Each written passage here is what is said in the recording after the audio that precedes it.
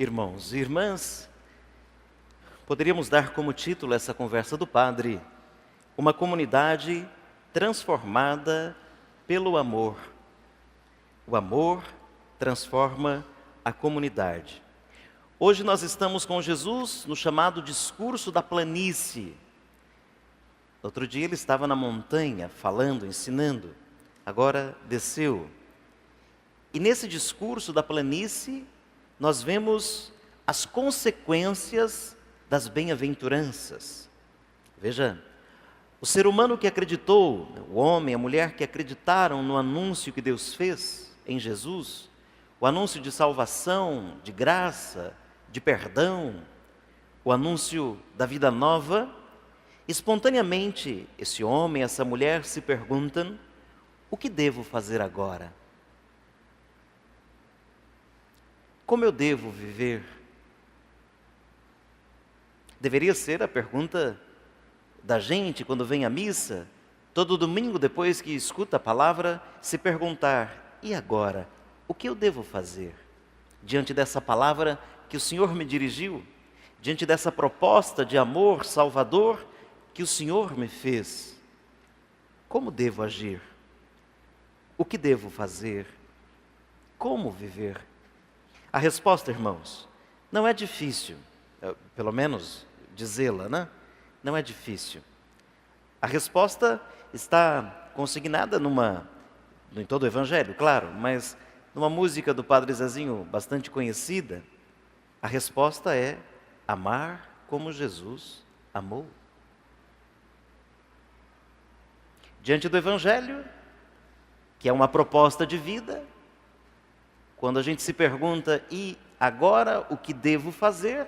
A resposta é amar como Jesus amou. Então, se fosse uma catequese, uma prova, um concurso, vocês escreveriam isso facilmente. Agora, na prova da vida, no concurso do dia a dia, não basta saber na ponta da língua a resposta. É preciso que ela esteja no coração, que ela encontre caminhos para ir conosco por onde a gente for, que ela tenha raízes aprofundadas em nós, para que saiam pelo olhar, pela palavra, pelo gesto, pelo abraço, tudo o que ela significa. Nós temos capacidade de amar porque antes fomos objeto do amor. Deus nos amou primeiro, Deus veio ao nosso encontro. E imagino que quando tivemos uma boa experiência familiar, quando a gente nasceu fruto do amor do pai e da mãe, não do susto ou das falhas, quando pai e mãe, ou pelo menos a família esteve ali, dando suporte, a gente experimentou o amor, é certo que a gente vai saber amar, porque antes foi amado. A gente só é capaz de amar porque antes fomos amados. Muita gente sofre, precisa de boas terapias e muita oração para experimentar o amor, para destravar de alguns traumas, algumas coisas que ficaram mal resolvidas. Vão de ferimentos em ferimentos porque foram feridas. O certo é que nós temos capacidade de amar porque fomos amados. São Lucas recolhe algumas sentenças, alguns exemplos de Jesus e colocam no evangelho de hoje, que é aquele evangelho assim, depois que a gente lê, escuta, dá uma suspirada porque a medida é alta, né? O sarrafo está alto, né? No salto em altura, né? O sarrafo está alto. Não é qualquer um que vai alcançar, não. Só o início aqui já deixa a gente, no mínimo, se a consciência estiver funcionando e a fé estiver viva, no mínimo, incomodado. Olha, amem os inimigos de vocês. É assim que começa. E não é conversa do padre na missa, é palavra de Deus. Palavra de salvação, de libertação, palavra de vida. Amem os seus inimigos. Façam o bem a quem lhe deseja mal. É bem isso que a gente faz, né? Se fosse hoje, já estava todo mundo no céu. Da boca do leão, como diz a brincadeira, né?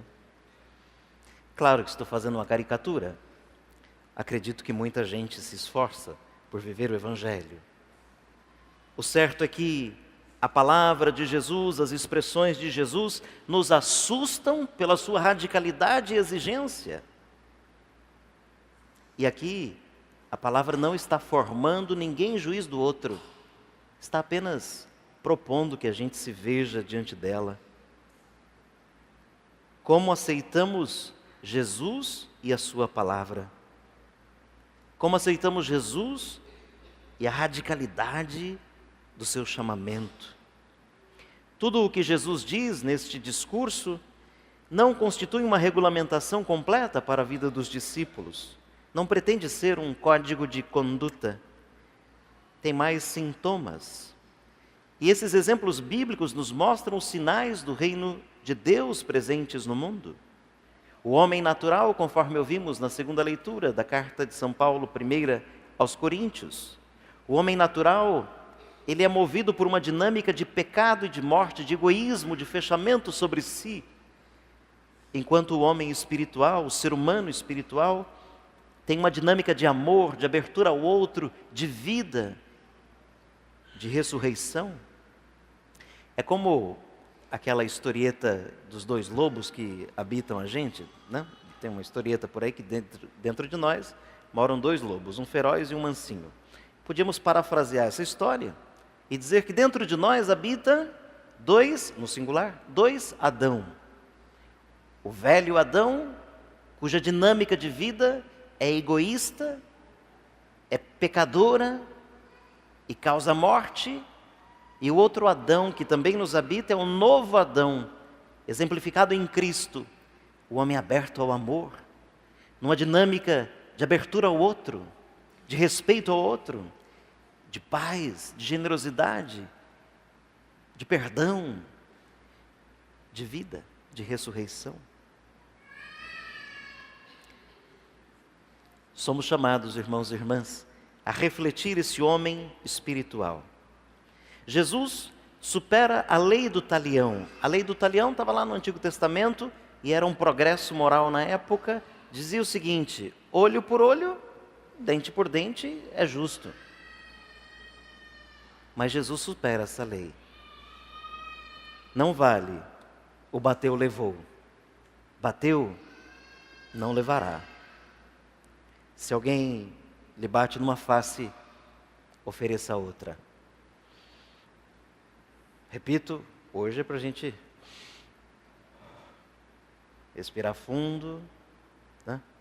E verificar por onde tem ido a nossa experiência de fé.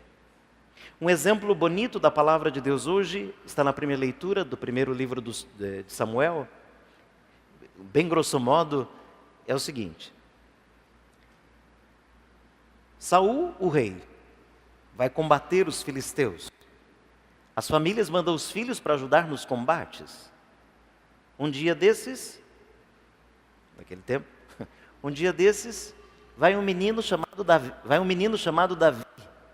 Davi vai combater os filisteus, o exército do rei Saul. O rei gostou dele. Ele ficou uma espécie de queridinho do rei, porque era bravo, matou Golias. O problema é que Davi começou a ficar famoso. Benquisto, bem visto, elogiavam ele. E o que começou a acontecer com o rei? Ciúme. Às vezes acontece com a gente não suporta ver alguém no mesmo nível da gente ser mais elogiado que a gente.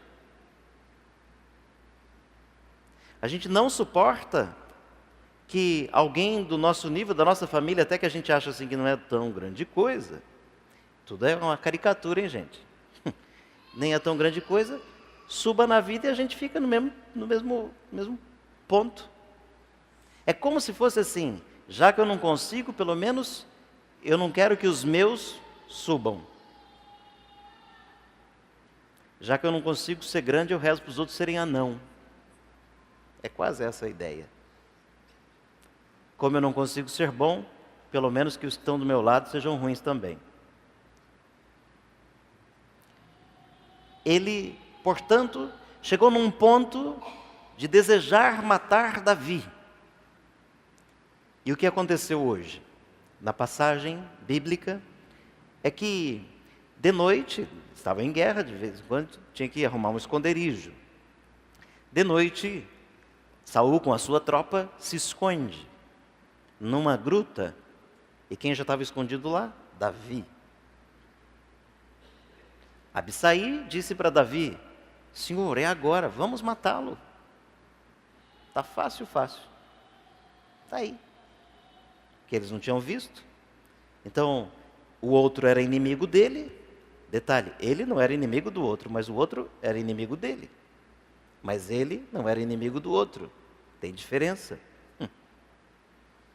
Bastante diferença. E o que diz Davi? Não vamos fazer isso. Não é justo ferir nem matar o ungido do Senhor. Davi, não à toa, depois foi um grande rei. A sua sabedoria. Ele não se deixava levar pelo ódio, pela vingança. Eu sempre penso o seguinte: alguém chega muito esbravejante, assim, bravo, fora de si, não entra na dele. Se entrar, você desce na lama com ele. A gente gosta de uma lama, e desculpe-me esses dias com a história da lama lá, não tem nada a ver uma lama com a outra, né? A gente adora descer, ser baixo, partir para a discussão mais rasteira, para baixo da linha da cintura, como se diz, né? Quando a gente podia elevar o nível da conversa, tirar as pessoas da lama, e quando elas dizerem tudo o que tem para dizer, perguntar assim: o que mais? Mas a gente na primeira provocação já reage, já solta as cobras da gente.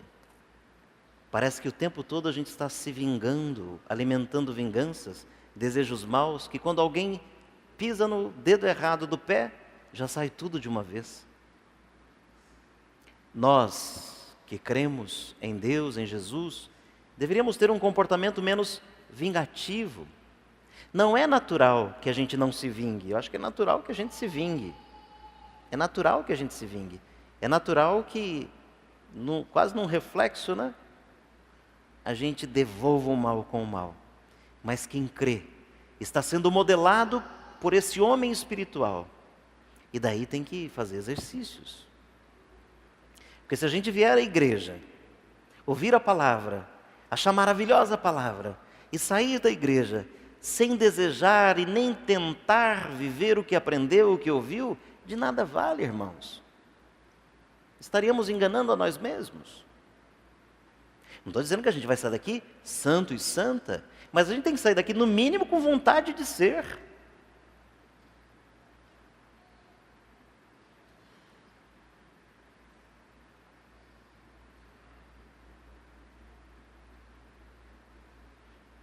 O homem é um ser, me parece, um pouco violento.